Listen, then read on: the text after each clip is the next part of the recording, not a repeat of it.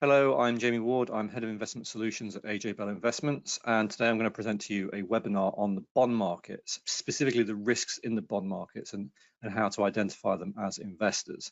This is particularly going to be in the context of what happened in 2022, but it's relevant for all bond markets, and including 2023. So I'm going to start off by just talking about how bonds sit in portfolios. And I'm going to present to you a very, very simplified way of thinking about investment markets. Effectively, what I'm going to tell you is there are only two asset classes, two broad asset classes. So here is a very, very simplified idea of what it means to be an investor. So in the world, there is stuff. You can call it things, you can call it whatever you want, but there is stuff. And you can integrate with that, not integrate rather. Let me start again.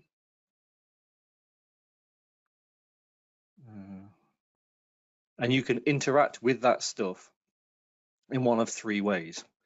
You can either ignore it, which is what you do with the vast majority of things in the entire world. That is to say, you don't interact with it whatsoever. You can lend against it. So somebody else might own it and you could lend them money secured against it, or possibly even not secured against it, but you can lend against it. Or finally, you can own it. And how we think about that is in terms of what that stuff is. Now, stuff, typically in the investing world, we refer to as assets.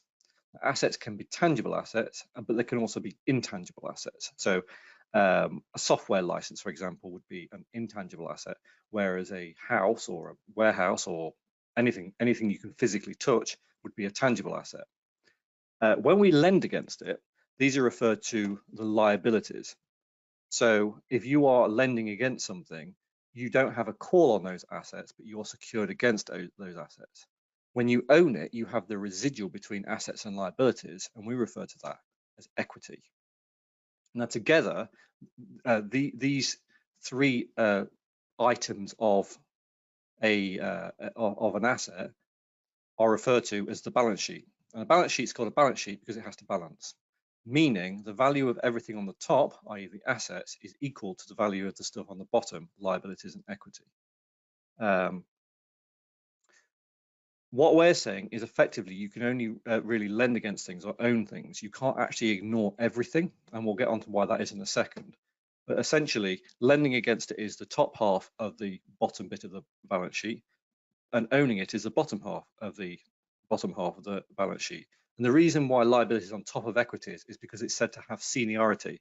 That is to say that if say this was a business and it began to fall in value quite significantly on the asset side, it's the equity that takes the brunt first, but it's the equity that also does well first. So I've said that there's only two asset classes.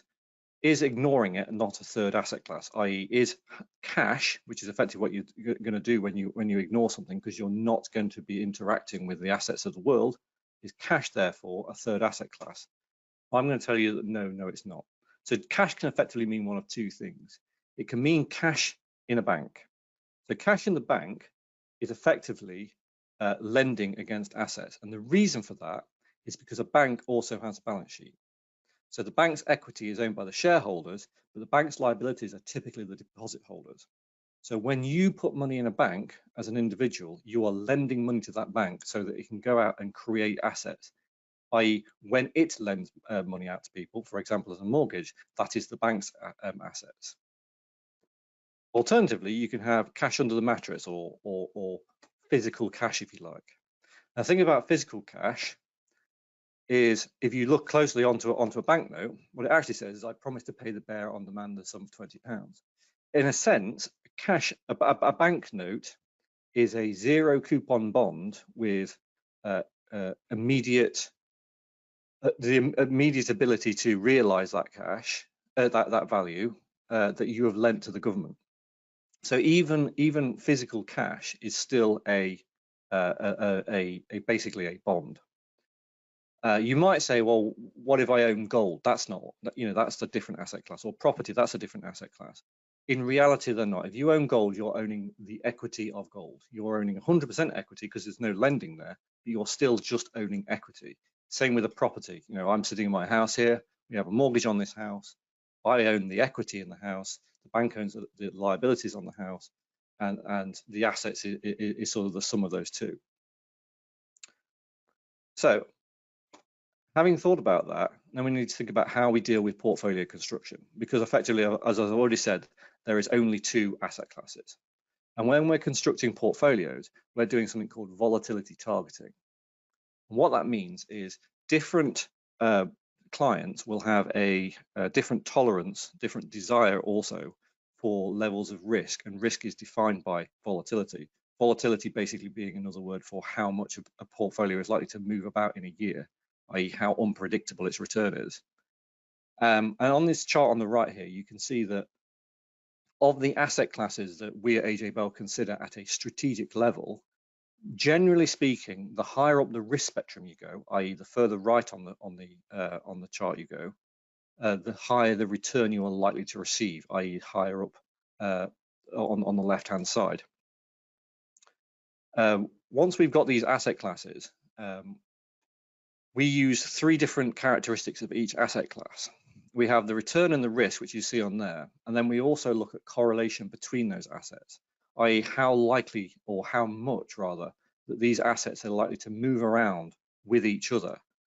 If all assets were completely 100% correlated, then if you made money in one asset class, you will make money in the other asset class. On the flip side, of course, if you lose money in one asset class, you'll lose it in another, and therefore there'll be no benefits to diversification.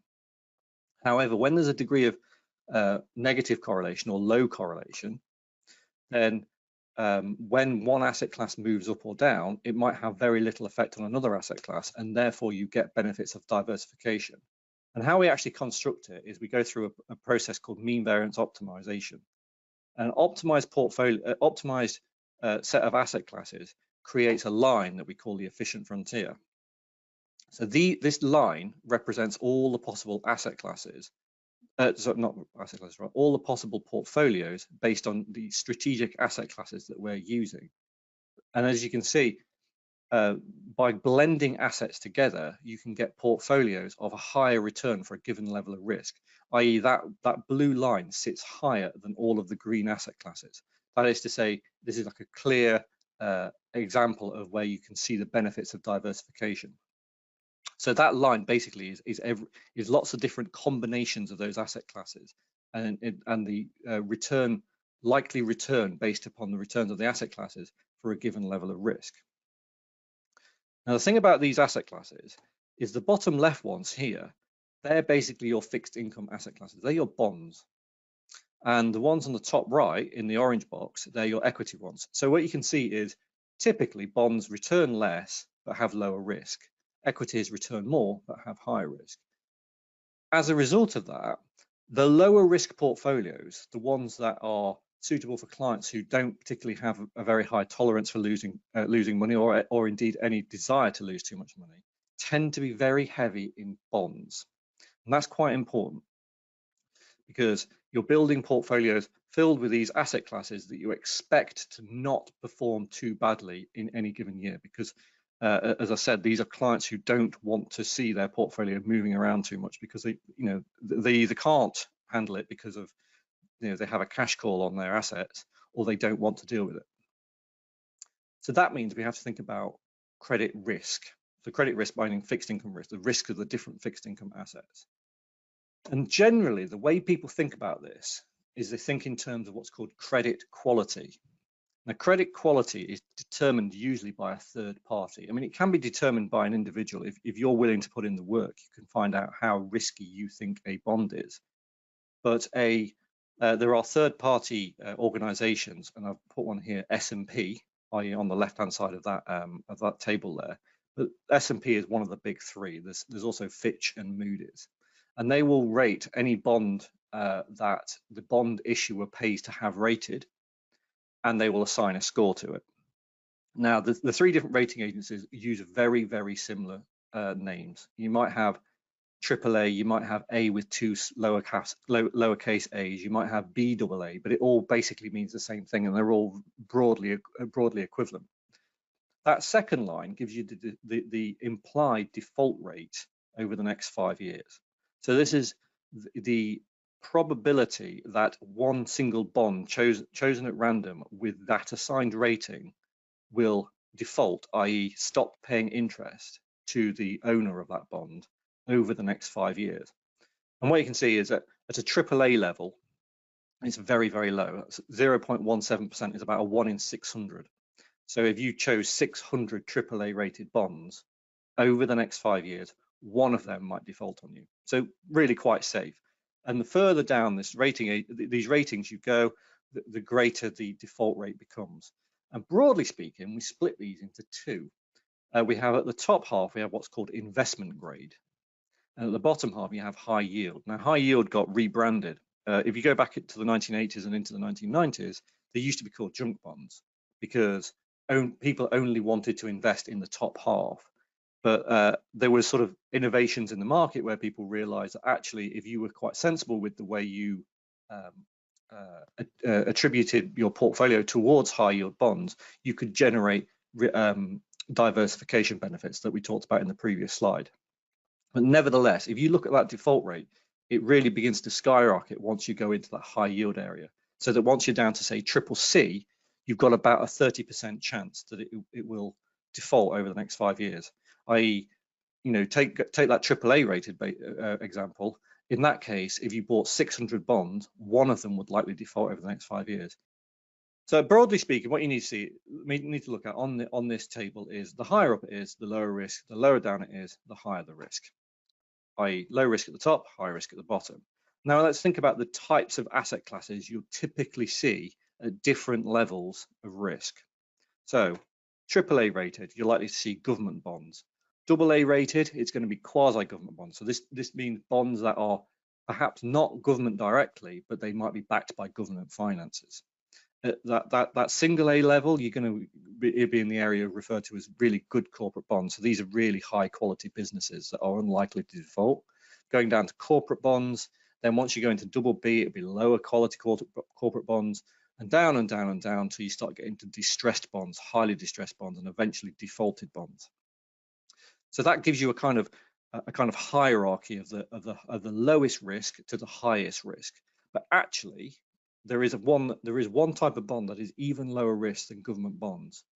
So it has the same benefits of a government bond, but it also has an additional protection that you're protected against inflation, and we call these index-linked government bonds. So moving on, it wouldn't be a presentation without a quote, and that's Mark Twain, which is unfortunate because most quotes seem to be from Mark Twain, but it was the best quote I could come up with for this. One of the things he said was, "It ain't what you know that gets you into trouble, it's what you know for sure that just ain't so." So what do we know?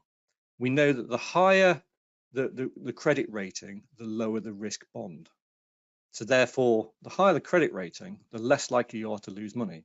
i.e. at AAA, 1 in 600 bonds will default over the next 5 years. At CCC, 180 out of those 600 bonds will default over the next 5 years. So you're going to lose a lot more money. So with this in mind, now that we know that's the case, and I'm going to show you that we know that's also not true. So let's talk about what happened in bond markets in 2022. Now, this is slightly relevant to 2023 also because it's been a difficult year, but 2022 was a particularly bad year in the bond market. So let's start at the highest risk end. So what you can see on that chart there is the total return performance of high yield bonds. So this is that big block at the bottom of that table where you had double B and below. And what you can see is you actually made a little bit of money in 2022, but you spent most of the year below. Something to note here is this is total return. So remember, you receive coupons, i.e. interest payments, and you have capital. In order to have generated such a low return, the capital value of these high yield bonds did actually decline in 2022, but you were saved by the fact that you received sufficient coupons to offset that. Moving on to investment grade bonds. Interestingly, investment grade bonds year to year did actually make slightly more money than high yield, but see what that path was like. It was considerably more volatile, i.e. if it's more volatile, that would imply it's higher risk, but it's investment grade, so theoretically it should be lower risk. And there were periods in that year where you were down in excess of 15%. Moving even higher up the risk spectrum. So this is onto gilts now, gilts being UK government bonds, not always AAA rated, but very, very highly rated. Oh dear. Bond market performance for gilts was very, very poor indeed. instead of making a positive return, but it being more volatile, it ended up being more volatile. And actually, by the year end, you were down around 25%. Really very unfortunate if you're trying to build a low risk portfolio for a client, and this is what happens.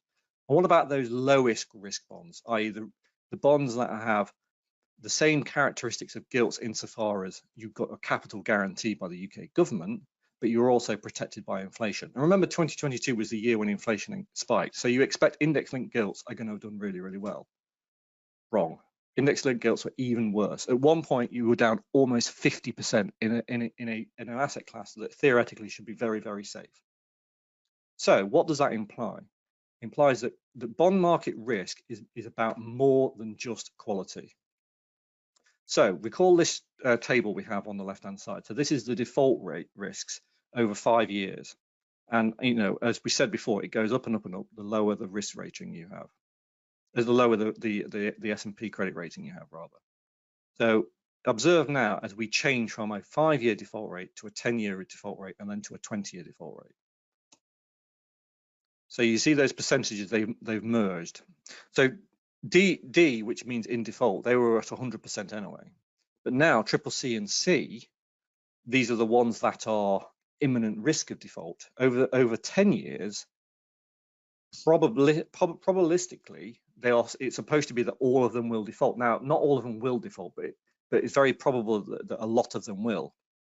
Triple C goes from 30% to 69%. But notice what happens at the top end. Yes, these numbers have increased slightly, but even over 10 years, AAA rated bonds and AA rated bonds have a very, very low rate of defaulting. Now move over 20 years. At the top end, the chance of default is still very, very low. Okay, in AA, you're now over 1%. But all that means is, less than 1 in 50 bonds that are AA rated will default over 20 years. Still extremely low, especially when you consider how long a period 20 years actually is. But look at the bottom end. So on 5 years, BB rated bonds only had a 7% chance of defaulting. We're now up to 33%. And anything from B or below, the maths would tell you that they are just going to default. They're going to have to default. Let's see what that looks like on a chart. So as you can see, the low risk end, which is the left-hand side, it doesn't really matter how far out in the future you go. The chances of defaulting still remains extremely low. Where the problem comes is further down the risk spectrum you go, the more likely you're going to start seeing defaults. So what this implies is in markets, very high credit quality gives investors long-term comfort in their bonds. That is to say that if you invest in a AAA rated bond, for you're confident you're going to get your money back, regardless of whether you're doing it over 5 years, 10 years, 20 years, 30 years, 40 years. It doesn't really matter too much. You're probably going to get all of your money back. And why might this be? What the implication is for the market, rather, is that issuers of credit with very high ratings, i.e. AAA and AA, have got an incentive to borrow money for much longer in the future, particularly governments where they have very long-term projects, like, for example, HS2, which is a very long-term project. And in the UK, the structure of the UK debt market, the UK government debt market, is determined by something called the Debt Management Office, or the DMO, which is a division of the UK Treasury. And what that allows is it gives them two things they can do. They can set laws to ensure that certain organisations are forced to own their bonds, and that they can force ownership amongst other organisations by changing the regulations of how they deal with things. So, for example, a pension fund, a defined benefit pension fund, has very, very long-term, but very, very certain liabilities. You can offset those liabilities by investing in a bond of the same maturity. And therefore, there is a ready buyer of very long maturity, high rated bonds in, for example, the UK pension market. All this goes together to create a demand for longer dated bonds, but particularly longer dated bonds that are very high quality. So whilst the credit quality is higher in the best bonds, what we also find in the bond market is the higher the quality, the longer the dated bonds. And so that we're not looking at like for like bonds. There's two different things happening here. There's default rate, but there's also maturity. So recall this chart here. What you can actually see here is the worse the performance, typically the higher or the longer the maturity of the index that these bonds are attached to, i.e. index-linked gilt market has a longer maturity than the gilt market, which in turn has a longer maturity than the investment grade market, and etc. How this actually manifests is in something called duration. Now you might think, is duration just a fancy word for maturity? And certainly it's true to say that longer maturity usually means higher duration, but it's not exactly right. So I'll briefly explain how duration works. So a bond price is determined by the rate of return you're expected to get from the coupons and the principal you're going to receive. So here we have an example of a 3-year bond. A 3-year bond that pays semi-annual coupons. So there is 6 coupons. Remember on that far right one there, you've got a coupon on top of the principal because you receive a coupon when you receive your money back. And the return you receive is determined by what you pay on that bond price. The duration is how sensitive it is to interest rates. And how you can think about duration is think about it like a seesaw. So the duration is the point along that line where the weight of what's on the right offsets the weight of what's on the left, taking account of the length away from it. So coupons that are very far to the left have a much higher effect on the duration than coupons that are much closer to the fulcrum. Let's see how that evolves over time. So you buy a bond with 3 years to run, you then hold it for a year. After a year, what's happened is 2 of those coupons have been paid, so they're no longer there. And as a result, the weight of the coupons is now biased towards the right-hand side of that fulcrum. So the fulcrum has to move to the right in order for it to stay in balance, and therefore the change in duration. So is duration just a fancy word for maturity? No, it's not. It's another word for sensitivity to interest rates in bond prices. Risk-free bonds, i.e. AAA rated bonds, only offer you a certainty of outcome if held to maturity. So if you're buying a 25-year bond, you will definitely, and it's a AAA rated, and let's assume it's not part of that 0.17% that defaults, you will guarantee to get your money back plus all your coupons over the next 25 years. However, the path to that maturity can be very, very volatile, depending on what the interest rates in the market demand. So now that we know this, and we know that bond markets are not just about credit quality, it's about duration also, what can we do in our portfolios?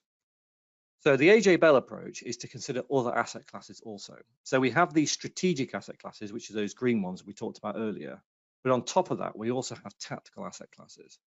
And these are actual AJ Bell tactical asset classes, and their return and risk profiles as determined by our most recent capital markets assumptions process. What we can do is we can blend tactical asset classes when we perceive that there is a higher risk of, for example, higher interest rates, which would lead to a situation like 2022, so that we're shifting the duration of the high quality part lower, because you can break down the gilt market into just the gilt market, but you can also break it down into short duration gilt market, which is much less sensitive to interest rates. There's 2 things we need to think about here. Firstly, why are we using tactical asset classes and not considering them as strategic? I.e., why don't we just use short duration bonds and other asset classes at a strategic level? And there's 3 reasons really. Most important one is liquidity. The thing about tactical asset classes is they tend to be subclasses of much larger classes, i.e. the gilt market is a big asset class. Short duration gilt market is a subclass of that, and therefore necessarily much smaller and therefore less liquid. Another thing is something called dependence. I mentioned earlier we use something called mean variance optimization. For various complicated reasons, it's important that these asset classes aren't dependent on each other, because if they're dependent, then the correlation scores get skewed, and you end up getting a sort of bum data feed which means that your implied optimal asset class, optimal asset allocations aren't as strong as you think they are. And finally, it can change the character of a portfolio. So what that means is, if you are a client and you come to an advisor and say, I can cope with a 6% volatility, and then we build you a portfolio, but then we swap a lot of the asset classes for much lower volatility because they're lower duration asset classes, then you're not going to be getting what you've asked for, i.e. you're going to end up with something with lower volatility than what you've asked for. Another thing is, at AJ Bell, we don't consider index-linked gilts at a strategic level. And the reason for that is, again, is threefold. Firstly, the index-linked gilt market is more or less designed by the Debt Management Office, the DMO, to account for long-term liabilities. So we mentioned defined benefit pension funds. So because defined benefit pension funds might have liabilities of 20, 30, 40 years, and they are real liabilities, i.e. they are also index linked, and there isn't very many asset classes that you can use to offset them. In the UK, we could have a law, which we do, where you have to have what's called liability matching. So you have to have assets that perfectly offset your liabilities, and that creates this ready demand for these specific liabilities that only index-linked gilts can fulfill. What that means is, firstly, that ready demand means that you have a price insensitive buyer because they're forced to own it, and therefore the return aspect of index-linked gilts isn't necessarily as strong as you would like. But it also means that as an investor in a normal multi-asset portfolio, and you haven't got a 30-40 year time horizon or whatever it happens to be, then these index-linked gilts are deliberately not designed for you as an investor. Second reason is erratic returns. We saw this on the chart. So whilst they are protected by inflation, the implied return in the price that you pay for an index-linked gilt can be very, very volatile indeed. And that's because they are very long maturity and therefore very long duration. And finally, yes, you can get inflation protection out of them, but it's not what people think. So when people think of inflation protection, they think inflation spikes, my assets spike with it, i.e. the start of 2022, inflation was very low. By the end of it, inflation was very, very high. And what I think a lot of people assume is you buy an asset class at the start of 2022 that's going to benefit from higher inflation. Inflation comes along and therefore those assets benefit. But that's not how this works. And it doesn't work like that because of the duration aspect. What actually happens is, yes, your long-term return will now take account of higher inflation, but because the real yield, the real return might change, then the actual price performance you see in that index-linked bond is down a lot, i.e. it resets it much lower. So overall, what we do is we're trying to consider risks that aren't necessarily fully compensated by simple volatility measures. And we're thinking about other things, such as the potential for losing money because of a spike in interest rates. And then at a tactical level, we make slight adjustments in that portfolio to ensure that investors get a return profile that is in keeping with what they expect to see. And in 2022, what we found is a lot of investors, particularly at the low risk end, had a very, very difficult time, particularly with a lot of our competitor portfolios who hadn't considered duration as part of their tactical asset allocation. That's everything from me. I hope you enjoyed this presentation on bond market risks.